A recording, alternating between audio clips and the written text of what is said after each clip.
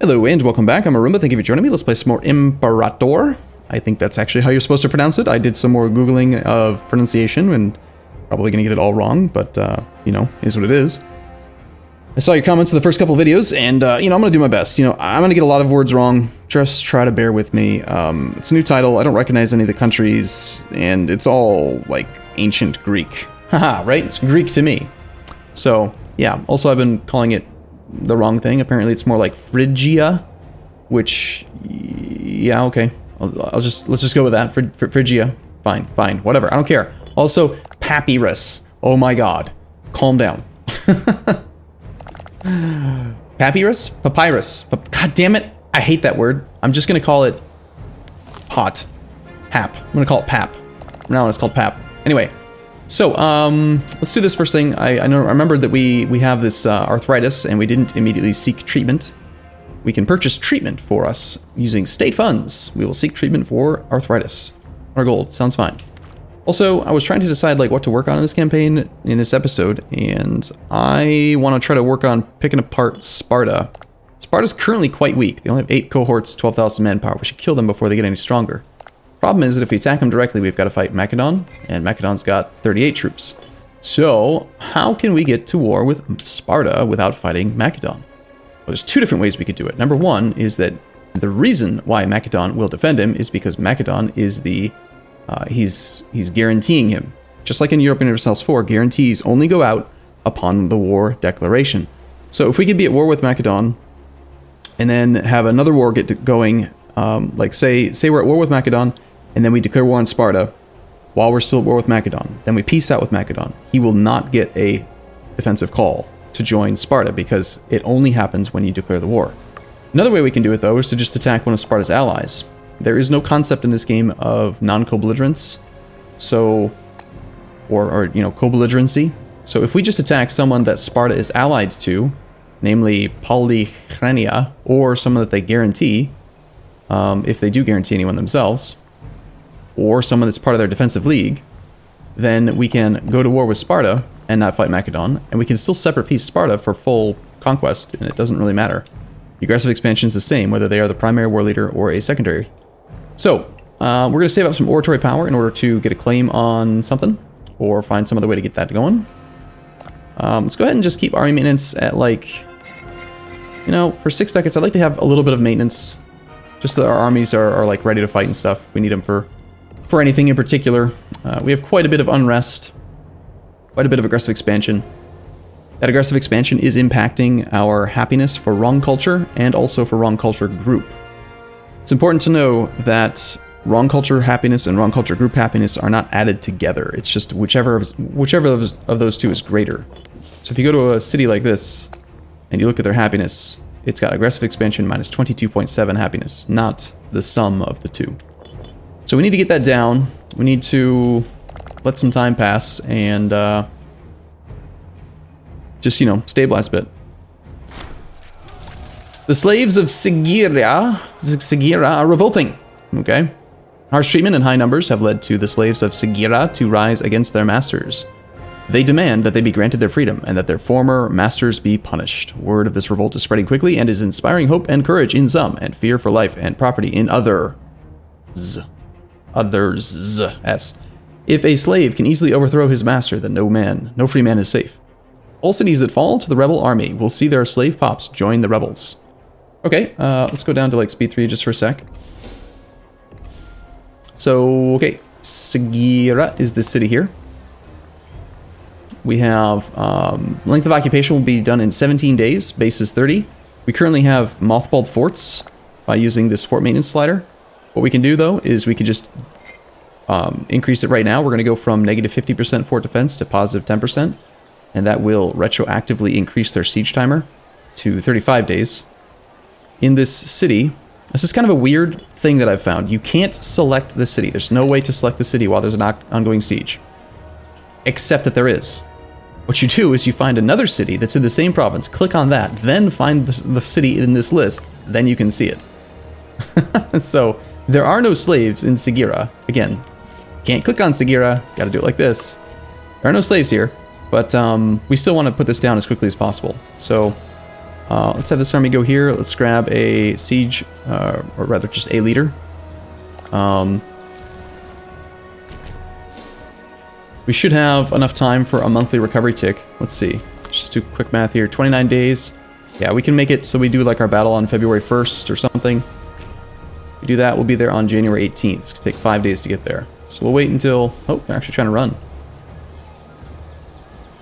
They're not gonna be gone until February the 5th though, so let's just wait until... Oh, they decided to stay. And then they're changing their mind. Okay. Just in case, let's give ourselves 1 extra day so that we make sure we get the recovery tick on January 1st. Sorry, February 1st. Alright, so let's talk about combat, because we really didn't do that in the previous war. We've got our commander, we've got our army, we've chosen our composition. There's some other buttons and stuff we can do here, like preferred size of flank, which units get deployed in which position. In this case, it's not going to matter, because we have pure light cav, so that we move faster. So we'll talk about this the next time we actually have a mixed army. Well, let's talk about this thing here. So this is like a mini game where you basically try to predict what the tactic that the enemy will use based on their army composition. So if you look at this right here, tactic effectiveness for each one of these things, you can see the effectiveness factor for the different cohort types for this tactic. You look at the enemy's composition for light infantry, find the tactic that would be effective. In this case, light infantry have 0% effectiveness with shock action, 0% with envelopment, 100% with skirmishing, 0% with deception, 25% with bottleneck, and 75% with phalanx. So, or phalanx, or I don't know how to say that word. You tell me how to pronounce it. Whatever, I'll say it wrong every time. It's fine. So, you want to try to predict what they're going to use. Now, my experience, though, is that the AI is completely unpredictable, and there's no way of knowing what they're going to use. Even if the logical thing is for them to use skirmish, they probably won't. Also, it's very important to be aware that the default action is shock. So I get the impression that leaderless armies will spawn with shock action selected. So you usually want to choose the tactic that counters shock, or if you're playing probably more so in multiplayer, you want to do what I just mentioned earlier, where you try to predict the tactic they're going to use. So in this case, the way that you would choose for our side, we've talked about like what they're going to probably use. For our side, based on the fact that it's a pure light cav setup, we have 100% effectiveness, 25%, 150%, 75%. So 4 tactics that are available that would give us a bonus, 2 of which are maxed out because of the percentage of cav that we're using. And then you look at the little animal, and this is so silly and complicated, really. So they're probably going to use shock action or probably skirmishing, because skirmish, I mean, if they're being smart, they'd use skirmish because they've got light infantry. But let's just assume that they're not going to. Let's assume they're going to be in shock, because I think they will be. Then the thing that counters shock is bottleneck or phalanx. So if we do phalanx, then based on this bonus, we would get 18% bonus damage against any regiments that are using shock action. If they are using shock action, they also would get minus 10% damage dealt against any army using the Rhino, also known as phalanx. I'm going to call him the Rhino because I can't pronounce that one. So anyway, we're going to choose phalanx, and let's just see what happens. Am I right? Are they going to use shock action? They did. So we get an 18% bonus, up to 25%, in fact, but we get 18% because we don't have enough of the right unit type. I think you need some heavy cav or something. Actually, let's just check that. I'm curious. I haven't actually used this very often. In order to get maxed phalanx, you need war elephants and or heavy infantry. So looks like yeah. So okay, you could just use pure heavy infantry. You can use phalanx. Sorry, rhino. They could use rhino, and then they'd be perfect at it. But so that's a pretty sizable disparity in damage, and we also get to flank a little bit. We took a pretty horrible terrain penalty and river crossing penalty, but I'm hoping that we have enough morale and that damage bonus will help out enough to allow us to get some good kills in and just rout them. Now, I want to mention again why I like light cav so much in Imperator versus, say, European Universalis 4. They're faster, they're not very expensive relative to regular troops, and remember that they've got that 3... you can't actually see it there for some reason. They have that 3 maneuver value, which means that in a battle like this, This guy, if you look at the very top of the tooltip, second row, second line, attacking 3rd Kitsuru of Sigira light infantry, killing 37 troops and inflicting 0.14 morale damage. So he is currently engaging this guy. And then you look at this one, attacking the 1st Kitsuru of Sigira. This must be based on what, probably the last combat phase that it's calculating. But count the positions here. He can attack 1 in front, 1, 2, 3. This light cav can hit that guy. Look at that focused damage. It's one of the reasons that I just really like them. Now he is attacking the 3rd Kitsuru of Sigira. So they're all attacking one guy. This guy is going to get murdered, which is beautiful. We have brought an end to the host of masterless slaves haunting our country. Their leaders and all the slaves that had risen against their masters are now once again in chains. Concerned citizens are calling for harsh punishment to make an example out of this group, preempting future revolts. Others argue that such harsh treatment would not solve the issues of mistreatment that ignited the revolt in the first place. So we can make an example of them, which is going to give us citizen happiness, freeman happiness at the cost of slave happiness. The way I would evaluate this change is citizen happiness makes us have more research, freeman gives us more manpower, slaves gives us less income. We're doing fine on income. This is with full maintenance and increased fort maintenance as well. So we can easily afford to take reduced slave happiness. Or let us show leniency and we can get national slave happiness +5. I would rather have the research, so I'm going to take this. Then we're going to turn down fort maintenance and let's just keep army maintenance at medium for now. I mean, it's not too expensive. We're still making some money. Okay, let's, this is funny. So, the game says, you cannot remove a leader that has been assigned to a unit until at least 12 months have passed. You can assign a new leader to the 7th Stratos on the 3rd of January. Yeah, but what if I want to do it now? Just do this, pull all the units off that aren't loyal, and then this army can now be assigned to the region, which is what I wanted to give it back to anyway. So we're going to give these back to the Palestine region. Now, this is an interesting topic. We need to talk about loyalty. I mentioned earlier how you don't necessarily want to assign generals to troops while you are at peace, because this happens. Let's find an army that's currently being led by a leader, which is pretty much most of them. So notice how there's no little hand, no little loyalty symbol. Chance for cohort loyalty is 3.1%, but this army is not currently in a battle, so it is therefore reduced to 10% of that value, which is 0.3. So on a, I think this is monthly basis. Yeah, it says each month, each cohort commanded by Demetrius and Tigonid has this chance of becoming personally loyal to the general. What's annoying is that when they're loyal, you can't really, like, give them to other generals. Kind of. But you actually still can, quite often, actually. So, here, we're gonna dismiss this guy and then assign these to the regions so that we can try to get rid of some unrest. This guy's already attached to the region. Attach that one to the region, that one to the region. I think that's pretty much all of the armies for now. So what are the advantages and disadvantages to troop loyalty?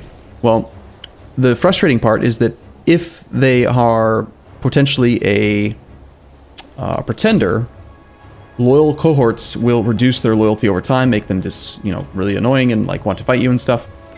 There are some positive side effects though as well. Loyalty to a commander gives you bonus discipline. If you look in this tooltip, where there has the following combat modifiers: improved discipline from personal loyalty 10%, 25% bonus discipline from national values. So that means that this cavalry has 35% bonus discipline. Also, units that are loyal to a commander have 50% maintenance as compared to regular troops. So that is good. You cannot dismiss them, and you can't control them as well, but they get bonus discipline, and they cost half as much to maintain. So there are pros and cons to it, but you just have to be careful that you don't overcommit troops to a potential pretender or someone that could cause issues. Or someone that, like, specifically has reasons to be upset with you.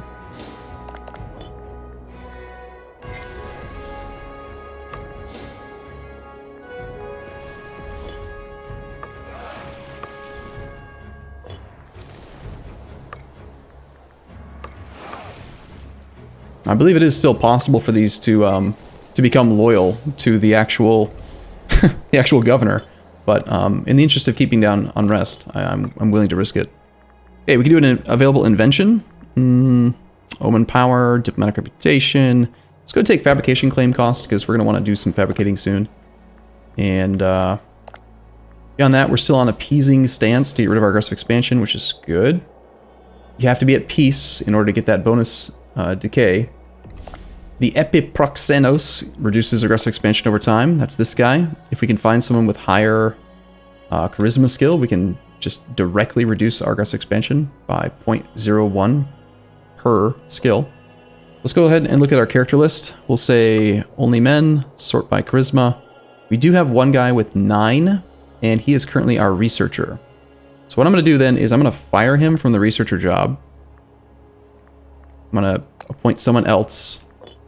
We'll do it like this. We're going to dismiss this guy. We're going to have him now become this guy. And then we're going to go to research, and we're going to get that 8 guy here instead.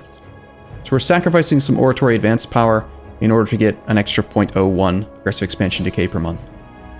Whether you think that doing that kind of micro is worthwhile or not, then that's up to you. But that's how I play, so don't be surprised. Okay, so to fabricate a claim, we currently need 180 oratory power. We're currently earning 5 per month. You get 2 base. You get bonus for matching the ideas of your country type, and then you get 1 for every 2 stats of your ruler. So notice how we have 1 zeal. That means that we get 0 bonus from the Basilius. We have 2 charisma, so we get 1 bonus. 6 gives us 3, and then 9 will give us +4. So if we could get rid of arthritis, we'd actually have an extra military power per month.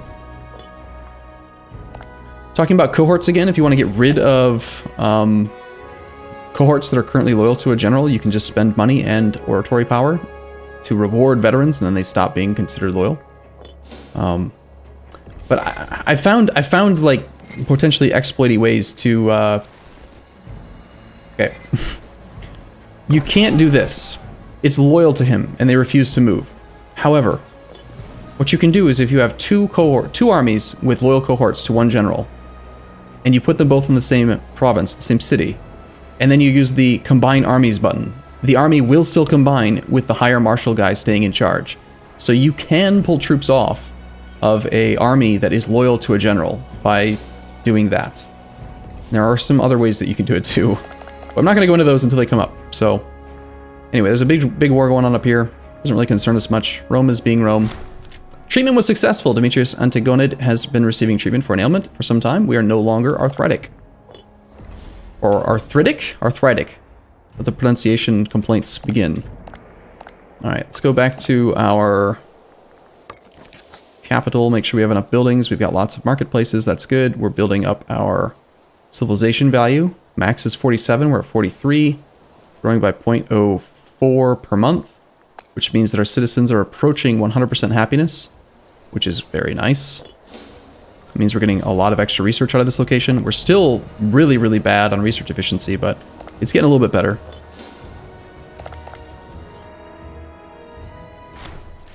Red-handed. Several nights ago, Cleombotos Zenonid was discovered helping himself to a sizable quantity of gold from the national treasury. This is clearly a serious crime. However, there is something to be said for sweeping affairs like this under the carpet. We can gain popularity. We can flog the man, and we lose 50 gold. We're losing 50 gold either way. Chide him publicly. Gain loyalty with the Cleombotos Hierophant. Hierophant is a position, I believe, or what? Yes. So this is one of the guys. He is a member of the Zenonid family. Pretty good stats overall, but he's 67. I'd say at age 67, like, my concerns about his loyalty are pretty slow. Or, slow? Pretty low.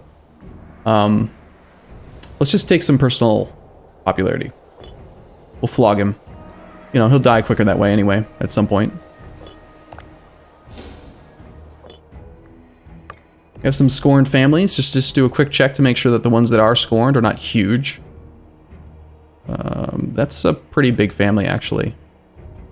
Lots of kids in there.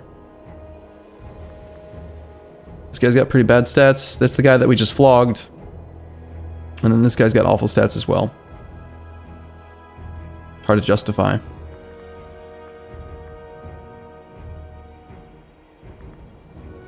Almost feel like there should be a filter at the top here to just only show scorned families. Like, if you're going to give me an alert about scorned families, then just, like, give me a checkbox right here that says only show scorned families so that I can deal with the issue, you know? That's just me. Hey, look. That guy did become loyal to Aristoteles Nicarid. So, I believe if we detach from region, he'll still lose control of them, and then you can still give him to another general, and then they could potentially become loyal to that other guy. In the meantime, they should still gain bonus discipline from being loyal to the commander.